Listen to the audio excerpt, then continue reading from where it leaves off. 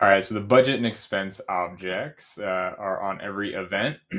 And before we actually start clicking into what one of these looks like on its own, I want to show where it exists on the event object itself. So as we scroll down towards the bottom here, we're going to see budget and expense summaries, where it's collecting all of the data within those individual objects and showing kind of what our budget was and what the actualized expense was. We'll show some reports a little bit later in this video, but I just wanted to highlight that this does exist on the page itself.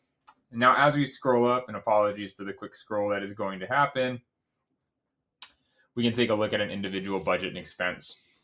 So the best way to understand how this works is by creating a new one, which is what I'm going to do right now. So I'm going to create a new one, and we're going to have this one be, let's see, maybe other, because we need to have it be for travel. So we know that we have picked our category where we can see a bunch of different categories, and we're going to have it be for travel.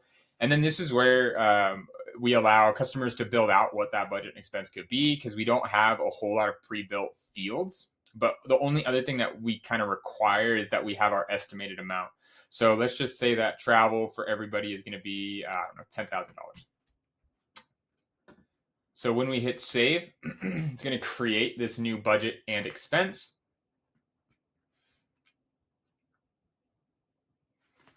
And when I click on that, we'll see actual amount and priority not filled in. But when I click on it, this is when we can create a new expense entry. So if we wanted to have one for each individual that would be traveling to this user conference, we could. But let's just say that we're going to capture them all together. And it turns out we were a little bit low in our estimation, and it was actually closer to $11,500. We don't need to fill in any of this because it's going to pull from our budget and our expense. So we don't need to worry about that. So when we hit save, we just need to make sure that the amount is associated. What that then does is highlights the actual amount, estimated amount, all of that. And then when we go back to our Blackthorn user conference and we scroll back down to our budget and expense summaries, other is right here and other expenses right here.